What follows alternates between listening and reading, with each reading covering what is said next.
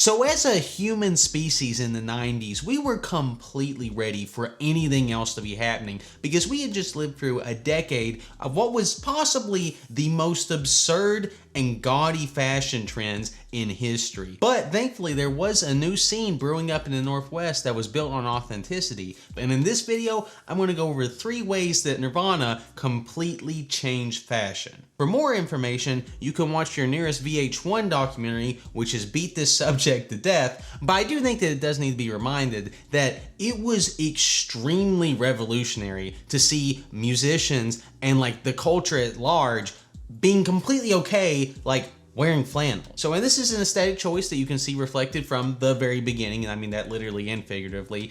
Kurt never was too big on wearing flannel as the years went on, but he did wear quite a bit of it early on. And I think that Kurt may have been wary of wearing a little bit too much flannel because of just how cliche it became for the movement as the years went on, and Kurt was always, wary of becoming a cliche himself. But aside from the flannel dilemma, we were getting classic looks from the very beginning. You can see that in this classic look from the iconic Live at the Paramount performance right before the big fame hit.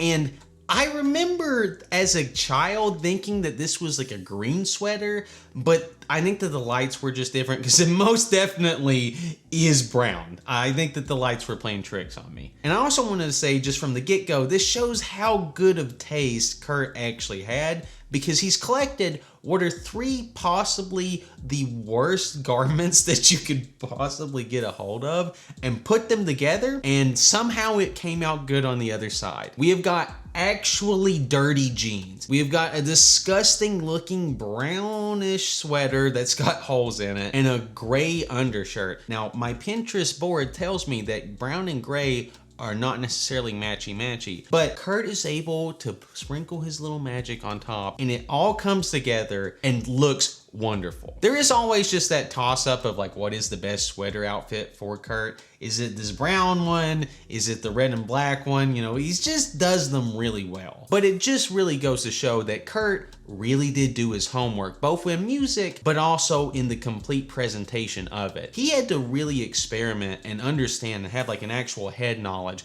of what looks good, what matches, what fabrics go together, and how to drape them to make this outfit work. And he had to work a whole lot harder for you to think that he put no effort into it whatsoever. You can see that reflected in his career, where he would be like, oh, I hate the press. But then he would, spend hours, preparing questions months ahead of time. It was a very delicate tightrope act that Cobain did perfect. So the entire group really was good at taking clothes that should not go together and making them into functional outfits. You can see that in this classic ensemble for the Smells Like Teen Spirit music video. The famous shirt that Kurt is wearing honestly should just be on some background character in a Happy Days episode. It also, as a shirt, doesn't really have the same kind of power just presented on its own. You can see that whenever he was wearing it without anything under it. But when he's got it layered, he really is able to add something that just was not originally there in that garment. Kurt Cobain was just the king of layering. He did this both because he was just kind of cold and he was such a thin lad throughout his entire life that he kind of wanted to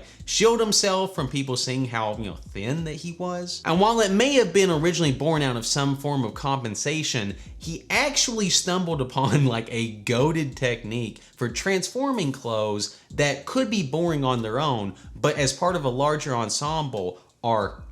You see this throughout his entire career that he's taken these Walmart level t-shirts, but by adding the right overshirt or the right undershirt, it is able to become just a wonderful outfit. And that is just kind of a technique that works particularly well for the ratty level of t-shirts that he was, fond of wearing. So basically, if you're wearing clothes and they suck, just wear more clothes.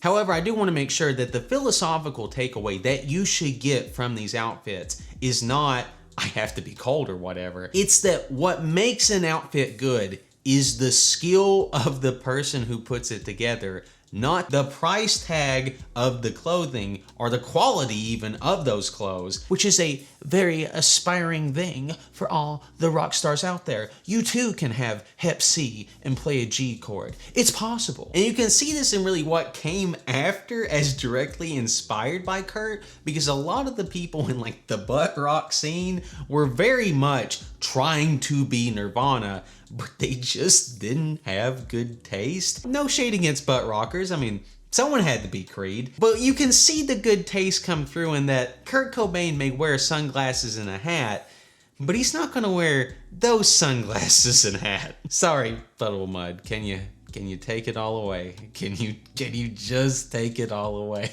So while Kurt did perfect the disgusting t-shirt and busted jeans look that he would become famous for, he was definitely much more widely dressed than that. In fact, Kurt could accessorize with the best of them. And you can see that right there with these bad boys. So 100%, these were originally like women's glasses, but one of the great things about Kurt was he was able to take something and recontextualize it into something, you know, regardless if it came from the women's or men's style, and make it into something that everybody would want. He just had this great eye for looking into the corny elements, particularly of the past, and truly finding the gems in the rough. I mean, it worked on me. And it wasn't just related to fashion either. You can see that in the guitars that he would play, because like before Nirvana became famous, Jaguars and Mustangs were not cool. That's actually the reason why he played them, because they were so cheap, because the demand was so low, because it's like, I don't want to play this, you know, stupid surf guitar. And now they're one of the most famous guitar shapes, period. And you can see that very well done in this use of cardigans, because, you know, on their own, you think Mr. Rogers, you think like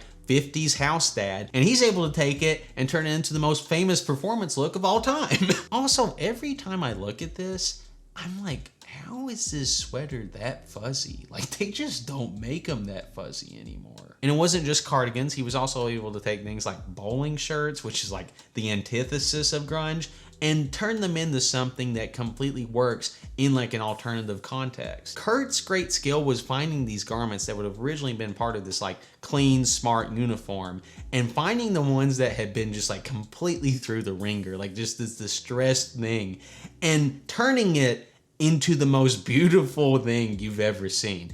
You could possibly say the same thing about his life or his music. Example A, right here. Once again, where's this guy getting his sweaters? Is this like a steel mill slag pile? Once again, we're taking these things that are on their own, not necessarily that, you know, creative or interesting, but when added together, become a creation that is greater than the sum of its parts. And I want to be completely clear, Kurt wasn't just here to like recontextualize forgotten elements from the past. He was also trying to wrestle into existence a completely new identity. And one of the most famous elements of this was his use of women's clothing. So Kurt was an avowed feminist, and he was always trying to point towards the injustices of women in our society. And one of the ways that he would protest this is by his use of cross-dressing. So his wearing of these very long floral dresses is something that has long staying power in our society. You can see that with Post Malone aping that exact look for his Nirvana tribute show that he did recently. However, it was not just the famous dresses. He was also doing less obvious things like wearing this leopard skin coat and the purse, and with the, you know, aforementioned sunglasses. To quote directly from a Vogue article, Cobain pulled liberally from both ends of a woman's and man's wardrobe, and his Seattle thrift store look ran the gamut of masculine lumberjack workwear and 40s by the way of 70s feminine dresses. It was completely counter to the shellacked, flashy aesthetic of the 1980s. In disheveled jeans and floral frocks, he softened the tough exterior of the archetypal rebel from the inside out and set the ball in motion for a radical millennial idea of androgyny. And once again, not exactly clothing, but his liberal use of makeup and eyeliner is something that is transgressive today, but back in the 90s was like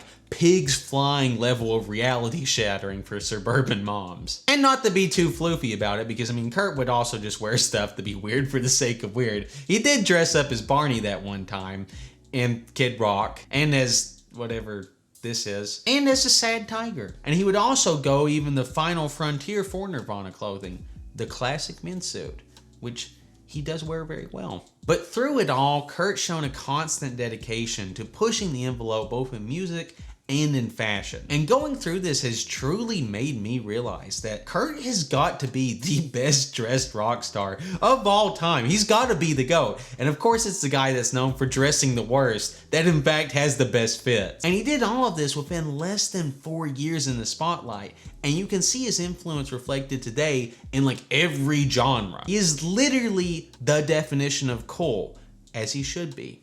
Just like this video.